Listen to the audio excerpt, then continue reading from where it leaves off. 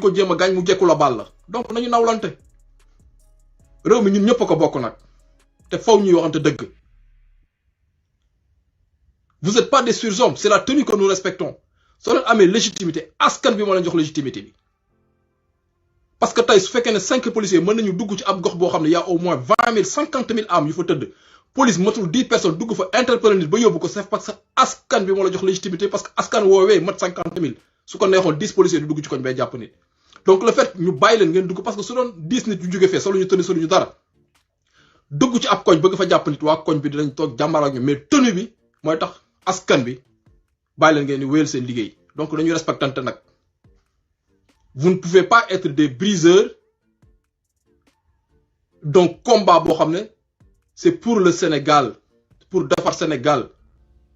et le pire mooy vous en profitez même pas yéen des prébendes vous en profitez même pas de xaalis bi nga xam ne moom la Macky Sall ak ñu mu àndal ak ministre mi di détourner vous en profitez même pas seen ay chef xëy na ñoom waaye mais vous qui êtes sur le terrain vous en profitez même pas donc faites votre travail kooku kenn du leen ko bañal force de défense et de sécurité nag mënoo ko bañal mu am une manifestation mu génn loolu kenn du leen ko bañal tout le monde est d'accord là-dessus c'est votre travail que vous faites mais on ne vous demande pas yéen ngeen mel ni da ngeen am camp parce que t'as l'impression que ñoom dañoo am camp parce que boo ñu jàppee koo ci laaj même chose la lay wax bi ñu ma jàppee policiers yi dañu ma dem dóor di ma bule di ma kàjji di ma dóor kas naa ma lu tax nga ànd ak Ousmane Sonko mais c'est t'as l'impression que c'est un militant de l'APR qui parle à son opposition foog ngeen am ce détachement entre vous homme de tenue nga xam ne seen écusson verte jaune rouge moo ci nekk donc faut faire la distinction entre l'écusson que vous portez si seen ay tenue avec le ministre politique bi nga xam ne moo am sañ-sañu naam jox leen ordre donc il faut qu'il y ait ce détachement et li ci gën a doy waar ñun xam nañu ay homme de tenue am ci ay xarit am ci ay mbokk on sait très bien comment ils ont fini loolu bu leen ko jaral on sait très bien comment homme de tenue boo xam mu ne woon sa wet souvent jeexam du neex dara parce que li ngeen tàmm di teg ay injustice nit yi yàlla dala koy woon sur terre. J'ai un ami personnel, il est décédé il y a 2 ans, un ancien gendarme, et de sa bouche il me l'avait dit il y a très longtemps mu ne ma Tafa man bi may nekk Tambacounda mu ne mus naa fa mbéj benn pas mu ne mais jour danga ko def ba pare am na lu ma sentir sama yaram mais il est mort sale dee bu yéex bu ñaaw bu salte la dee yàlla na ko yàlla yërëm te yéexe ñu donc ça en vaut pas la peine lii ñuy xeex c'est pour tous les Sénégalais je pense que inflation bi dund bu cher bi courant bu cher ndox bu cher ceeb bu cher lépp bu cher defe naa ñun ñoo ko war a bokk quand même donc seen responsable yi seen chef yi ñoom su nañuy nga xam ne ñoom souvent ce sont des nominations politiques wala ay nominations ethniques parce que on se sait dans ce pays on se sait les gradés dans la gendarmerie dans la police dans l'armée on se sait et on ne veut pas fragiliser ñun sur force de défense et de sécurité mais xam nañu lu xew dëkk nañu ak ñoom aussi gis nañu ce niveau de vie qui est inexplicable on a dëkk nañu ay commissaires de police xëy na du ñu tudd tur yi parce que xëy na bon voilà mboqoo am na si mboq koñ am na ci mais dëkk nañu ak ñoom gis niveau de vie bi ñu am boo xam ne c'est train de vie boo xam ne moo raw sax un ministre français et on sait comment ça se passe mais vous qui êtes sur le terrain am na coxor goo xam ne mais franchement vous avez pas besoin de le faire dans tous les cas nit ci benn instant nag dinañu taxaw jàmbaarloo ki yéen parce que vous n'êtes pas plus nombreux que les Sénégalais vous n'êtes pas plus courageux que les Sénégalais vous n'avez pas le pays plus que les autres réew mi kenn bëgg ko taal kenn bëgg fi yee fitna réew mi dañ ko bëgg a defaraat c'est ça la vérité et c'est ça que vous devez savoir kenn du ñëw naan leen ni nga war a def sa liggéey wala ne nga ko war a defee mais jël ay gaz lacrymogène di viser nit di ko dóor jël ay balles blancs di viser nit di ko dóor loolu kenn sant na ko te loolu coxor la c'est méchant c'est mesquin après on se dit nous sommes des frères et sœurs mais c'est à se poser la question est-ce que nous sommes réellement des frères et sœurs plusieurs fois loolu gis nañ ko citoyens yi jekku leen mais defuñu leen dara mais yéen lu tax mu leen am ngor googu envers les citoyens loolu lu tax ba suñu force de défense et de sécurité mënuñu am ngor boobu envers les Sénégalais des fois danañu dominer bàyyi leen fa. Ben instant, les gens prendront leurs responsabilités. Nous, quand on était beaucoup plus jeunes, ça nous est arrivé à Liberté 6. Ben nos policiers, l'inspecteur, ils ont tout sur le Nous di jaay bandi bandelu ci koñ bi quoi.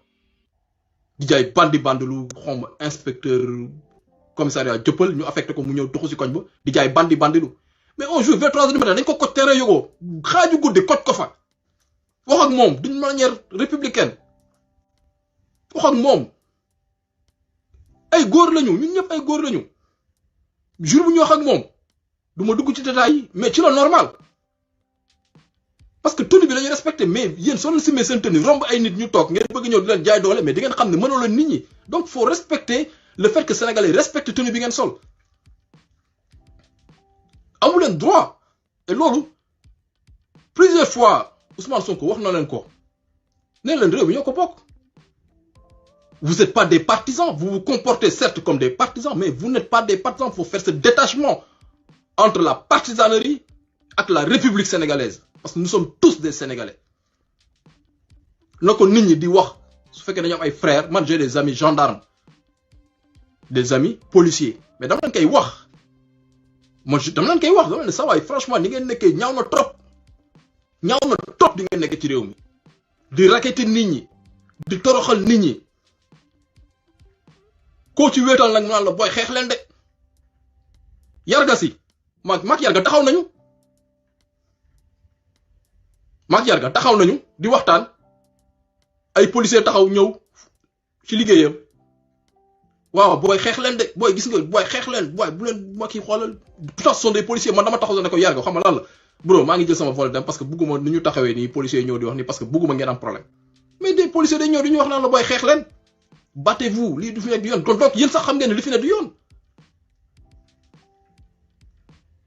am na benn agent bip bu ñëw fekk ma Maak Yarga ñu taxaw. Qu'est-ce qu'il me dit? Ah, boy, yéen waxu politique rek yaa ngi ci politique bi de waaye xoolal dee la na la xeex leen booy bu leen xeex yeneen policiers ñëw taxaw ni ñu taxawee noonu ci aéroport bi policiers yi commencé di bëri ñëw ku ñëw rek Yarga tooñ Yarga xam nga Yarga ñëpp ko bëgg ndeysaan il est tellement aimé dans son boulot ce jeune mais quand tu vois Yarga da nga gis mais respect bi collègue am yi am mais c'est tu te dis mais ce gars xale la mais franchement yàlla am na lu mu def ci Yarga si parce que il est très respecté soo demee aéroport soo ko fa fekkee très respecté par tout le monde. Et pourtant, il y a combien de policiers qui ont fait que je suis waxtaan bañ may tooñ sax naa ma grand dama jël sa vol bàyyi Yarga bi Yarga waxu politique rek lay wax mais pourtant il y a un policier de la BIP bu ñëw taxaw xeex leen booy wax ci suuf xeex leen booy ma ne ko booy bro maa ngi jël sama vol dem parce que bugguma nga taxaw nii policiers yi taxaw on ne sait jamais xam nga réew mi wóorul donc vous savez très bien ce qui se passe mais c'est quoi cette répression aveugle mesquine bi ngeen ñu teg ci kaw askanu Sénégal nañu waxante dëgg parce que c'est qu'en certains moments, les gens, ils vont... Et Sénégal, on ne peut pas le faire. Parce que aussi, sous nous réoule. Sous nous réoule, on ne peut pas affaiblir notre République. Mais de mon Sénégalais, le Sénégal ne possède pas assez de forces de défense et de sécurité pour bloquer ce qu'on a. Ils n'ont pas l'effectif. Ils n'ont pas le matériel. Xam nga lan la ñu mën ngeen dajaloo benn place ñu ne place de la nation autour ñu ñëw barricade ko taxaw di gaz di song di dóor mais bés ku nekk koñ ak koñ la ils ne pourront pas se déployer lu leer laa leen di wax. am na lu bëri loo xam duñ ci dugg parce que aussi suñu sécurité réew la on ne peut pas di wax ay failles yoo xam ne mi ngi suñu force de défense et de sécurité mais failles yu graw ñun xam nañu c'est qu'on respecte juste les forces de défense et de sécurité moo tax gars yi sénégalais am na foo xam ne duñ fa bëgg a àgg suñu force de défense et de sécurité yi mais c'est que su continuer nii nit ci dañuy obligé songo leen nag te bés bu leen sénégalais yi songee sénégalais ñoo la ñu dominer loolu fokk ngeen xam ko fenn rek la ñu aaye mooy gars yi taxaw benn moo tax ma ne le 17 le 14 ba le 17 bu kenn dajaloo même place koñ ak koñ la koñ par koñ gox par gox vous allez voir ils pourront pas ils peuvent pas se déployer ils ne peuvent pas ils ont pas assez de mais keroog rek bi Sonko nekkee Mbacké di jaar ci koñ ak koñ ak koñ Sonko jaarul ci koñ ak koñ ba àgg fu mu bëggoon àgg parce qu'ils ne peuvent pas et leur véhicule ne rentre pas ils sont forts que quand ils sont dans leur véhicule mais dès l'instant nga dugg ci yenn roq-roq mobile ils ne pourront pas se déplacer sax du fa dugg parce qu'il y a beaucoup de failles mais duñ ci am détail yoo xam duñ ci dugg parce que après tout on est tous sénégalais on est tous sénégalais et on aime la République sénégalaise. Na Sénégalais yëpp xam ne un soulèvement populaire spontané koñ ak koñ gox ak gox du dajaloo fenn suñu dajaloo fenn rek foofu dañu dominer mais koñ ak koñ la ñaar ñett suñu jugee ku toog si bopp koñ nekk e booy jugal ñu xeex yi parce que lii ndam bi su amee ñun ñëpp a koy bokk donc ça concerne tout le monde ça concerne tous les Sénégalais après s'il faut se rassembler si benn lieu bu précis loolu ça se fera naturellement. En mars 2021 il y avait pas un point bu ñu ne nan nit ci daje tel endroit les gens dañ ku nekk sa koñ ak koñ foule bi di gonfler naturellement la foule dina jékki-jékki décider ban endroit lay dem taxaw force de défense et sécurité ñi ngi ci toile bi ñi ngi fépp ils sont partout di xool soo ne ñi ngi rey ay sénégalais di leen agressé du seen yoon mais soo fi bindoon léegi Macky Sall nekk Sénégal ñu ñoo jàpp la ñu fi jàpp ñëpp da ngay bind poste ay ñoom Thié Ernest ñoom Sœur Tijok yooyu ñu ñoo jàpp la pourtant ces mêmes personnes ont publié plusieurs fois agression tel endroit te gisuñu fenn force de défense et sécurité taxaw fa vous n'êtes pas des membres de l'APR. Le PASTEF, les jeunes de PASTEF ne sont pas vos ennemis. Mais ils les considèrent comme des ennemis. Et ce n'est pas du tout normal. C'est anti-républicain. C'est pas normal. Gars, c'est qu'en fait, l'heure est grave. L'heure est grave, c'est l'avenir du Sénégal qui est en jeu. C'est une force de défense et de sécurité. Il faut que nous sachions que le peuple va se lever. Et que cette fois-ci, ça se passera pas comme au mois de juin. Parce que au mois de juin, il y a le Sénégalais may. Le Sénégalais may force de défense et de sécurité. Nous avons def, mais les Sénégalais tout le temps de une retenue. Parce qu'on est aussi un deux mais nous sommes sur terrain, mais nous faisons. Tout le monde a vu les vidéos qui sur l'autoroute. Jeunes yi dem ba dominer leen. Mais lu ñu def romb leen. Soo la nekkoon ci beneen dëkk jour boobu bakken benn policier du yóbbu bakken këram mais heureusement que vous êtes au Sénégal donc loolu war ma boobu nit ñi di leen jox dañ ko war a delloo nit ñi bàyyi traquer nit ñi qu'est-ce que ça vous coûte de traquer des jeunes ñu leen tëj ci kaso yi qu'est-ce que ça vous coûte qu'est-ce que ça change à votre vie est-ce que yow mi traquer ay jeunes ba jàppale est-ce que Macky Sall caisse noire day tëbb di la si jox du la si jox kooku say chef ñoo koy lekk yow doo ko lekk tu ne gagnes rien du tout et les gens s'ils se lèvent am na lañu taxawee Sénégal yi obligé de songoler non et ça sera dommage vraiment ça sera dommage parce que li xewoon juin non les gens ils vont pas faire les mêmes erreurs non parce que gars yi dañ leen dominer plusieurs fois man seetaan naa ko il y a même une vidéo où un policier avait abandonné à Pikine li may wax ni yéen ñëpp gis ngeen vidéo bi policier bu abandonné collègue yi di ko jëli di ko xëccaat mu abandonné xale yi dominer leen wër leen mais saa leen wëree rek ma gis nit ci dellu ginnaaw ils auraient pu vous attaquer mais ils l'ont pas fait et yéen soo leen si jàppee benn acharné wu ci kaw kooku mais loolu dafa ñaaw le 17 moom gox par gox quartier par quartier ñaar ñett ñu jug woo seen morom bu kenn toog ku toog ne ko jàmbaar jógal le Sénégal a besoin de tous ses enfants et sunu police mënu ko gérer loolu amuñu ko ils ont pas le moyen matériel ni le moyen humain amuñu ko ñun loolu xam nañ ko dañuy soobal nit ñi dañu nax tout le temps ñoo rek barricade fenn rek fees sol ay tenue ñàng lu mel tenue bi soo ko simee dajak sa moroomu góor sa waaye soo ko ne hey mu dóor la donc tenue bi la nit ñi di respecté donc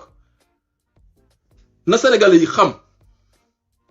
ne lii ñu jëm àla kulli aal Sénégal dinañ ko defam nous allons le faire parce que il faut libérer ce Sénégal police gendarmerie nañu xam ne nous sommes tous des frères et sœurs te am na foo xam ne nit ci bëgguñu fa àgg ak ñoom na seen ay famille wax leen tamit suñuy dem di liggéey ne leen hey ñi ngeen ñi leen yónni naam seen liggéey ngeen ñi def mais yem leen ci seen cadre liggéey vous êtes pas en guerre contre les étrangers, ce sont des Sénégalais et Sénégalais lu ñu bëgg mooy defar Sénégal donc yow mi nga xam ne takk der nga di dem sur le terrain d'opération war nga am un comportement boo xam nit ci dañ la naw nit ci dañu xam ne yow mi parce que nit police dina la jàpp nga xam ne kii li mu def ni liggéeyam la nga accepté ko parce que nga xam ne yow kii li mu def ni liggéeyam la mais quant à te dire pourquoi ngay topp Ousmane Sonko loolu un apériste moo koy wax un policier un gendarme ne doit pas tenir ses propos yow lu tax nga topp Ousmane Sonko lu sa yoon pourquoi pas Ousmane Sonko c'est un homme politique qui a un projet une vision un programme oui pourquoi pas Ousmane Sonko donc t'as pas à lui poser ce genre de questions booy yëpp loolu def même chose tout le temps dañ la yóbbu ci commissariat yi wala ci kii naan la lu tax ngeen da ngeen topp Ousmane Sonko rek di ngeen xam ah da ngeen topp Ousmane ñëpp loolu lañ lay wax quoi mais tu te dis mais gendarme boobu tu es sûr que c'est un gendarme qui t'a dit ça ou un policier parce que loolu un partisan moo koy wax parce que ñoom quand ils vont sur les terres d'opération peut-être qu'ils pensent que ils y vont pour Antoine Diome mais vous y allez pas pour Antoine Diome non Antoine Diome oui moom mooy donneur d'ordre mooy seen ministre mais vous y allez pas pour lui vous y allez pour la République et la République c'est nous tous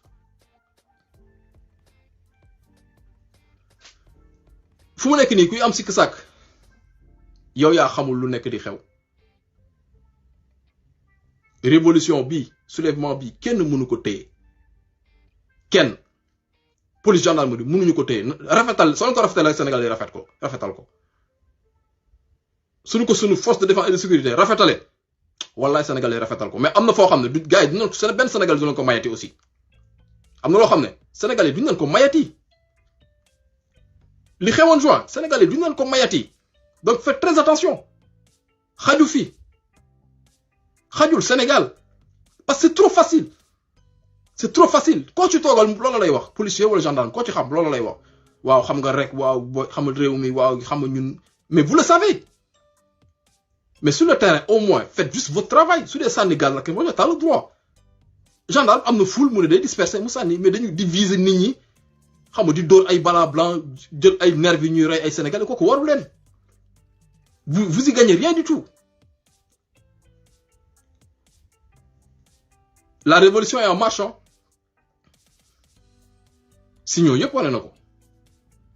signaux yëpp wane na ko parce que cette fois-ci du juin Sénégalais ñoo gagné en fait très attention le mois de juin c'est gars yi ñoo gagné de mais dafa am benn fait boo xam ne moo xew parce que dañoo nax après bon c'est de bonne guerre dañoo toog ba guddi Macky Sall est parti à Touba vous vous rappelez très bien ba 21h 22h 23h dëkk bee ngi tàng jër suñ su tegaatoon fan suñu policiers yi suñu gendarme bi du ñu mën di dem mais le fait que Macky Sall soit parti à Touba les gens se sont automatiquement dit xam naa li xewoon mars 2021 mooy xewaat nit ñi ne bon nañu toog dal certainement d'ici demain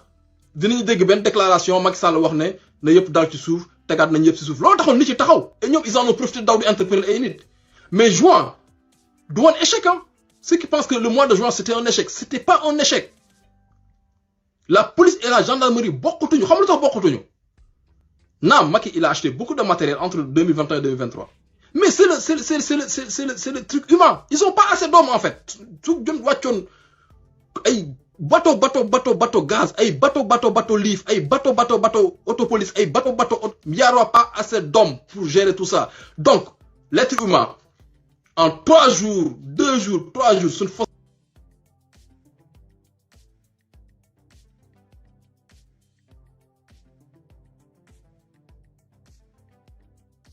parce que ce sont les mêmes qui seront sur le terrain ils auront même pas assez dormi soo se tegee ñetti fan mais bokkatuñu te loolu Sénégalais xam nañu ko te bëgguñu fa àgg ak yéen nag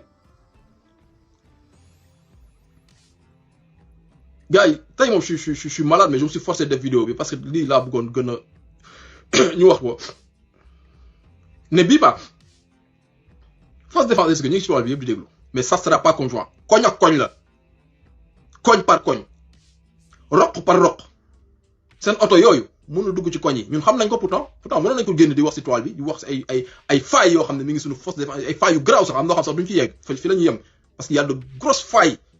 yoo xam ne nit ñi mënoon nañ ko xam nañ ko nit ñi xam nañ ko de mënoon nañ ko exploiter pourtant contre vous mais nous le ferons jamais parce que am nañu benn sens de la responsabilité parce que nous vous considérons comme nos frères et sœurs peut-être que vous ne nous considérez pas comme des frères et sœurs mais nous vous considérons comme nous avons du respect envers vous fii képp koo gis muy Sénégalais a du respect envers des forces de défense et de sécurité parce que le fait que yéen ngeen bàyyi lépp dem sol tenue loolu da leen ci wax gàcce ngaalaama mais nag nañu nawlante li Sonko di wax nañu nawlante tuuti quoi am na foo xam ne waroon leen fa yegg parce que vous êtes des républicains parce que au nom de tenue on te demande d'aller arrêter un cortège d'un homme qui est le premier opposant un homme connu dans le monde entier un homme dès qu'il prend la parole le monde entier l'écoute muy Ousmane Sonko demal nga interpeller nga koy poñe loolu waru la parce que république ngay représenter parce que tu te dis tout le temps mais kii nii suba war na mën a nekk njiitum réew bi donc cette image ma ñëw di ko poñe kooku ëllëg bés bu toogee njiitum réew yeneen dëkk mën nañu jël vidéo yi di ko génnee waat te loolu day ñaaw su sama deru réew donc force de défense et de sécurité da nga am foo xam da nga fa war a taxaw loolu dafa ñaaw vous avez posé des actes yoo xam ne ñaaw na oui Macky Sall, Antoine Diome ont le droit de vous dire d'aller interpeller Ousmane Sonko. Oui, vous êtes des hommes de tenue, vous exécutez des ordres. Mais beaucoup poignet, en fait. Beaucoup de poignet. Du khutch, du bourg. Parce que tu te dis, je suis en face d'un homme, il a un parti politique. En récépissé au ministère de l'Intérieur. Il incarne l'espoir de tout un pays, tout un continent, limite. L'Afrique noire. Il a dit poignet. Tu n'as pas le droit de le faire. Parce que tu salis la République. Tony Ngossol dit salir la République sénégalaise. Ousmane Sonko n'est que président de la République. Ces images qui vont rester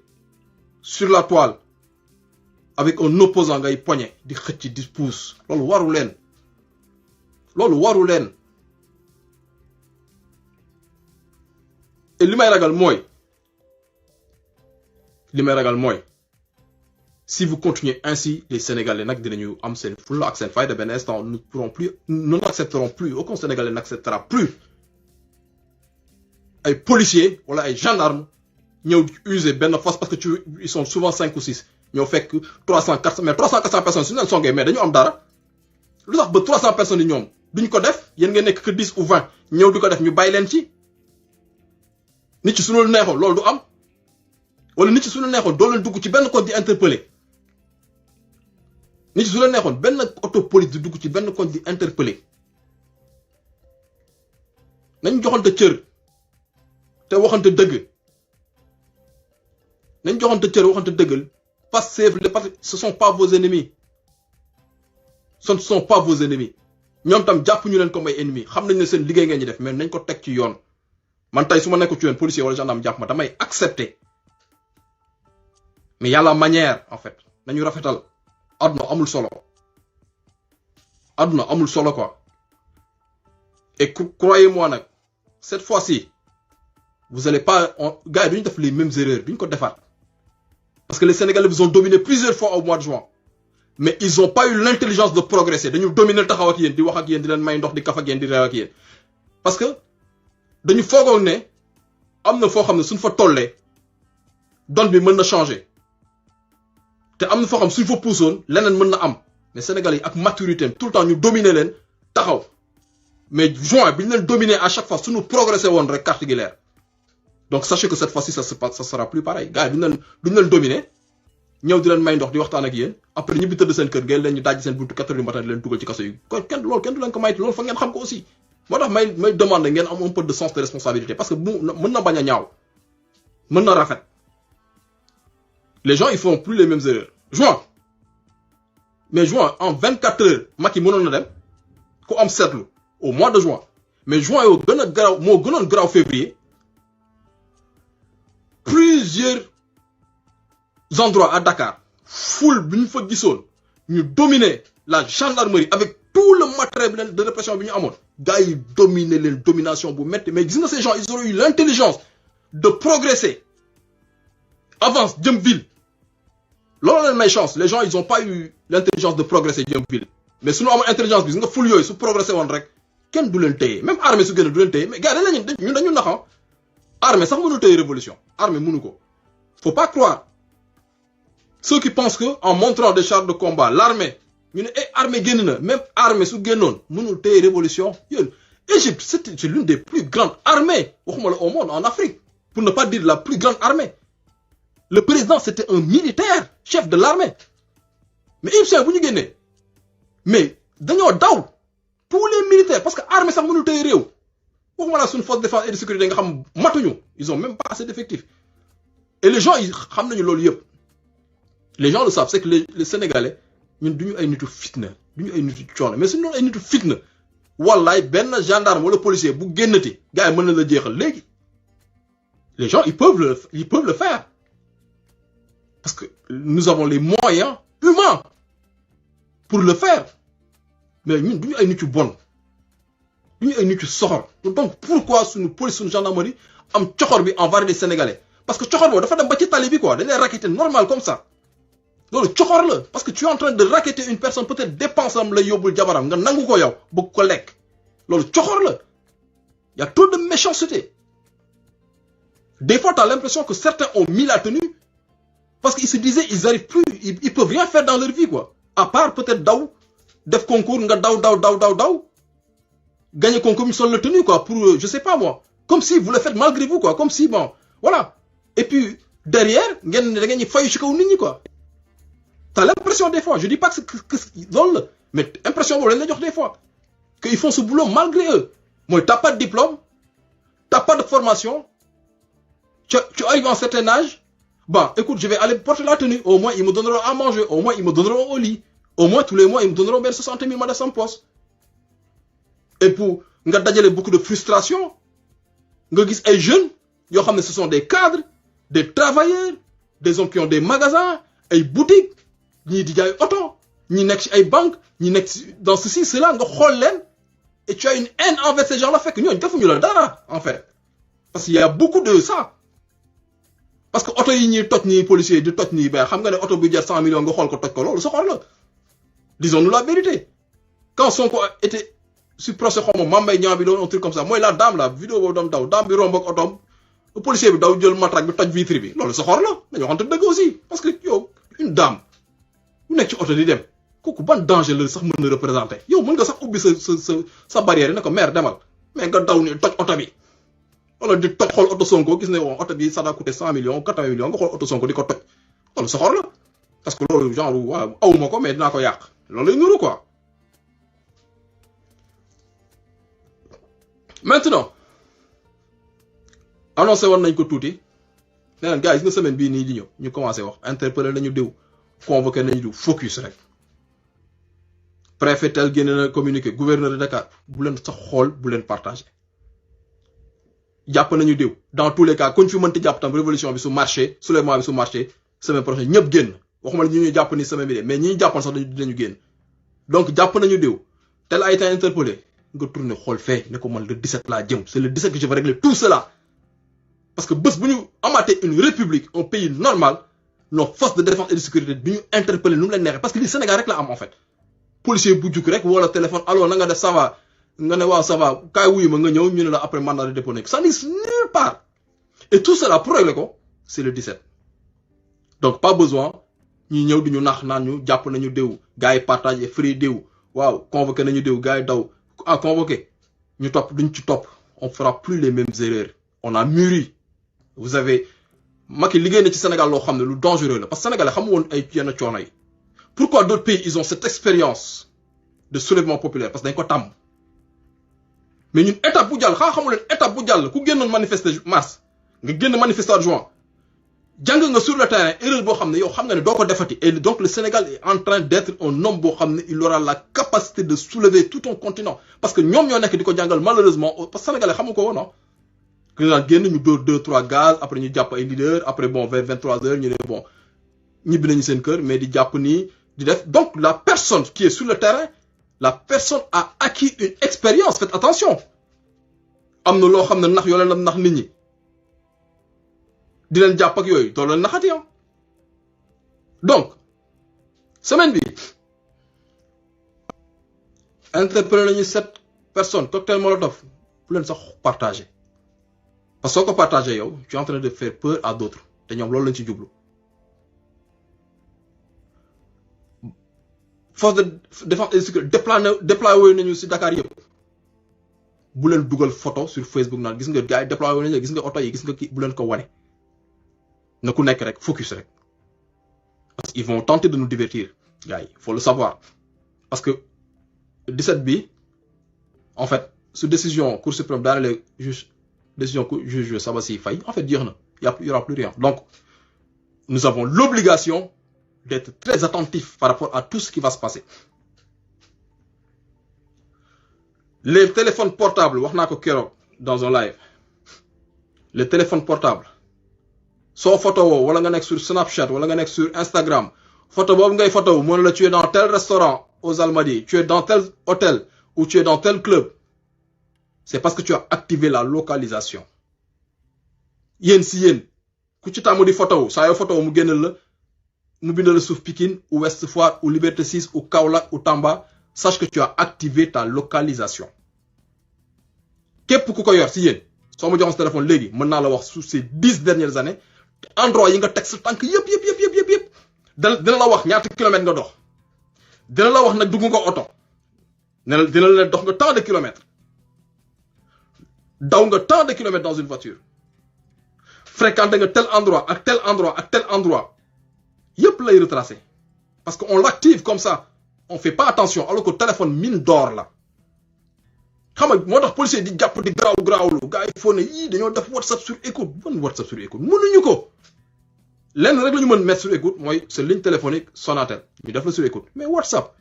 Messenger Telegram mënuñu ko à moins que ñu dugg sa téléphone defoon nga li defoon nga laa nga naan suñu enquêteurs yi dañoo ay non il prend ton téléphone moo tax gisoo ñoom suñu jàppee ne dañu këf gaaw sa téléphone këf ko rek daw yóbbu dañ koy teg rek nga tijji sa téléphone ñu dugg sur la boîte mail avec laquelle tu as ouvert ce téléphone soit je sais pas ñu nekk Apple je connais pas trop Apple parce que moi je suis plus Samsung ñu nekk Android admettons da ngay cliquer boîte mail fi mu nekk soo cliquer nga bës mu bind la historique nga bës historique mais yaa man sama téléphone léegi nii su ma la neexoon il y a 5 ans mën naa wàccaat il y a 5 6 7 ans daf may wax tous les endroits que j'ai fréquentés la preuve des fois da ngay toog sax jot une notification année dernière souvenir demoon nga tel endroit yow nga dugg nga cliquer dugg da lay wax sax fi nga romb restaurant boo toogoon sax naan café da la koy bindal nga retracer nga ne mais c'est vrai mais parce que dañ koy activer sans faire exprès parce qu'on l'active souvent pour faire des photos pour montrer qu'on est à Paris ou à Washington ou à Keur Massar ou à Guédiawaye bah des fois peut-être c'est pour filmer nga activer ko nit ñi xam fooy nekk quoi que tu es dans une boîte de nuit ou que tu es dans un restaurant chic et puis bon nga dajeeg benn policier mu jàpp la waaw foo nekkoon lii nga naan non man maa ngi woon Kédougou mu dugg sa portable mais le portable va tout lui raconter toute ta vie gars excusez-moi de xam naa tey dama xaw a tawat tuuti bref donc qu'on fasse attention à ça les groupes WhatsApp faites des messages éphémères message mën ngeen sax bañ parlez-vous physiquement mais s'il y a un message éphémère ku ko leen mu tëb ça tout le monde sait le faire que ce soit sur WhatsApp sur Telegram sur Messenger partout faut se parler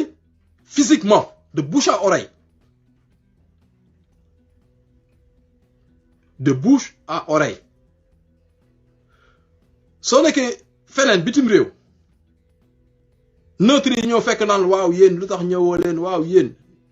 romb ko fa nga dem parce que daa bëgg nga noppi xeex bi dafa am plusieurs ñoo fànn bu nekk am na koo xam ne am nga loo ci mën a liggéey yow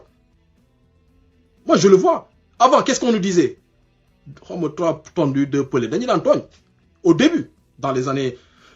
2015 2016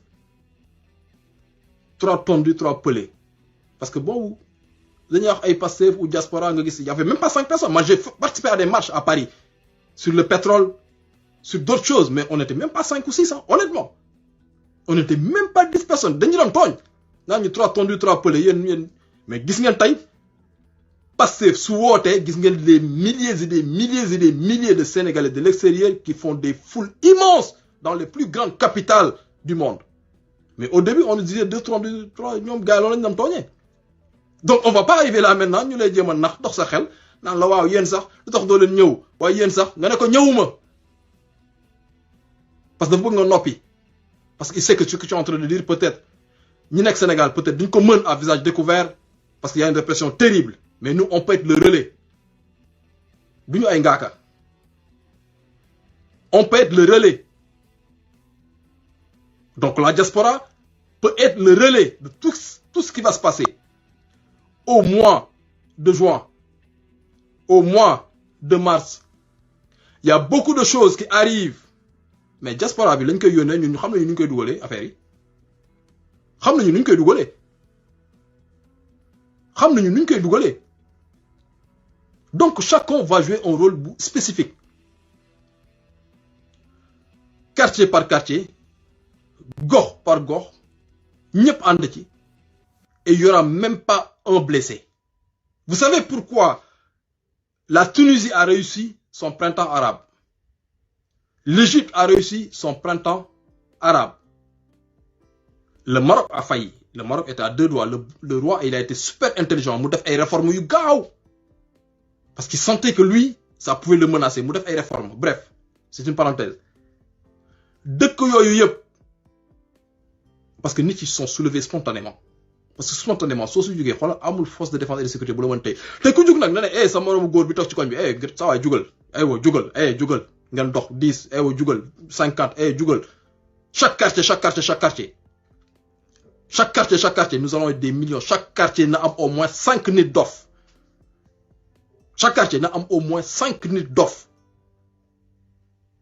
Ken du toog. Et ñi nga xam ne par exemple, parce que génnal xeex loolu dafay yomb nga toog naan nit yi waaye génn leen xeex waaye ana ngeen valez vous battre. Non, c'est loolu man du ma ko wax kenn parce que ça serait trop facile de dire aux gens dem leen xeex yi. Non, moi ce que je dis mooy les pays qui l'ont réussi en fait les gens ils sont sortis spontanément. 5 su jógee wax ak ñaar ñett boy jug leen grand jug leen romb tailleur bi sa waay jóg.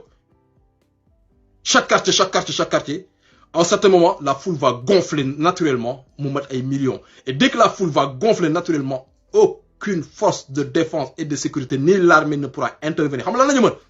woo Macky Sall ne ko li ñu gis nii ci mbedd bi soit fait une déclaration, soit libère Sonko, soit président loo gaaw ñu jël parce que duñ ko mën a téye te duñu tirer loolu lañ leen njëkk a jàngal force de défense et de sécurité li ñu leen njëkk a jàngal mooy bés boo jàkkaarleeg une foule immense. Fof dañu woo ce sens de négociateur da ngay négocier ji tu vas venir voir la foule gars yi calme. Mars 2021 gisu leen le militaire qui a été bu ñu dàq à la place de l'Obélisque bi fa armée duggee gis foule bi qu'est-ce que l'armée a fait te waa ji ndeysaan sax da doon négocier gars yi foo ne danam yuuxu victoire fekk yuuxul woon victoire il disait juste à la foule calmez-vous nous sommes là parce que foule boobu armée dafa dugg ci biir gis foule bi la première chose qu'on t'apprend mooy négocier ñu dugg calmer foule bi pour mën a jàll. C'était l'armée. Je ne dis pas les policiers, gendarmes, mais c'était l'armée sénégalaise. Donc, nit yi nañu gëm loolu. Parce que c'est important nit yi parce que loolu man loolu laa bëgg nit yi xam gëm ko. Que quand tout le monde sortira, homme, femme, enfant, ku jug sa morom na jug. Dès l'instant que la foule est compacte bëri, kenn du gazé kenn du tirer kenn du rey kenn. Cerise sur le gâteau. Sénégal dafa am dossier à la CPI benn policier Macky Sall su ko noon reyal day bañ parce que nee naa waa ji il va partir dans 3 mois je prendrai jëloon naa risque boobu parce que dañu foogoon nous étions impunis gars yi wala ne vous êtes pas impunis parce qu'il y a un dossier à la CPI kon benn policier dootul tireeti lu leer laa leen wax benn nervi du génn mais su fekkee ne ay 10 boys 5 boys là ils vont se faire plaisir les gendarmes et les policiers ils vont se faire plaisir comme d'habitude on verra les mêmes images les mêmes scènes d'horreur. Parce qu'il y a d'autres qui n'ont pas voulu se joindre à la foule. Alors que nous, si nous gagnons joindre ci foule bi rek, policiers yi duñu tirer. Mais yéen gisoo leen toutes les images. Mars 2021 à la Médina, poste Médina. Mais gisoo leen foule boobu ak policiers yi dañu mujj taxaw di waxtaan. Policier bu fa njëkkoon bu fa téeroon gaz sax chef am moo lay njëkk a mbéj parce que day xam ne yow da nga bëgg a tayle seen bakkan. Foule boobu ku koy téye kenn du ko téye dañu obligé de négocier. Donc, répression IAM, c'est parce qu'il y a des gens qui se sont dit, bon, moi je préfère rester chez moi, laisser les 10 jeunes du quartier, mais 10 jeunes de l'année massacrés. Mais tu aurais rejoint la foule, n'y a pas rejoint la foule, mou compact. Policiers, la première chose qu'ils vont faire, ils vont appeler tout de suite le chef. Nous sommes dans telle zone, mais on ne peut pas intervenir. Parce qu'ils ne pourront pas. Parce que c'est une bakken là. Si nous intervenir avec foule, si nous fatou. Nous ko def. Man non rek la bëggoon ñu xamé ko gaay que ku nekk jàppal ne mbir mi tu as une responsabilité personnelle ku nekk góor jigéen mag ndaw soo ko jàppee rek ñëpp jàppee ko noonu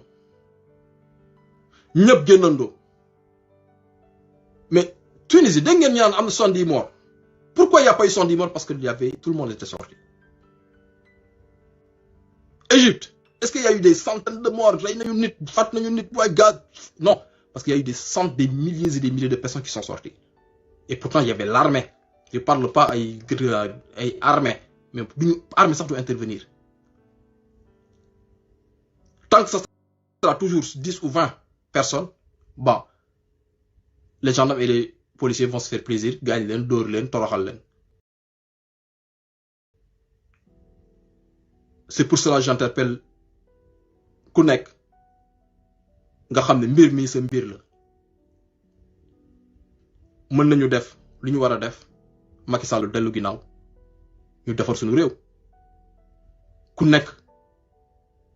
le 17 bii mooy date butoir bi après si le 17 il passe le 17 su passé ku nekk da nga toogoon sa kër jàpp ne ñeneen dinañ ko def ba finalement on n'a pas pu réussir ce qu'on voulait faire ah gars yi xam leen ne Macky Sall aura réussi quelque chose d'extraordinaire il va revenir sur le jeu politique il va revenir mën na jékki-jékki rek créer affaire bu ñàkk fayda mu jaxasoo tuuti mu ne repousser na élection entre-temps il va saisir le conseil constitutionnel ou ses députés ñu changer ay lois bon qui vont faire que il pourra se présenter encore Macky Sall jox Amadou Ba affaire ba pare jéppi ko parce que le 17 bi su ko réussir parce que man Moustapha Niang damaa toog ne c'est pas grave gars yi dinañu génn gars yi nga xalaat ne dinañu génn ñoom tam dañu toog ne c'est pas grave Moustapha Niang dina génn keneen tamit ne non c'est pas grave diw dina génn keneen ne c'est pas grave diw dina génn